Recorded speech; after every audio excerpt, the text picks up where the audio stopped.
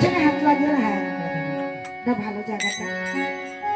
যাই হোক বলছি যে প্রভু আদেশ করে বলছি শোনো তুমি কি পারবে মেঘরাজ ভবনে তুরাং দেশে নীলক রাজ্যে 7 সমুদ্র পারে নদীর পারে একটি অষ্টবর্ণের রহস্য রয়েছে। তুমি কি পারবে হনুমান পুত্র তুমি তাকে আনায়ন করতে? বলছে অবশ্যই আমি 40 মণ হনুমান আপনার পদরণু আমার মস্তকে থাকলে আমার সব সম্ভব। বলছি যাও পুত্র আমি তো অনেক আশীর্বাদ রাখি তুমি রওনা হয়ে যাও পুত্র। এক লক্ষ দিয়া হনুমান ও ঝাঁকাচ্ছে দিদি, এক লক্ষ দিয়া হনুমান আকাশেতে যায় রে।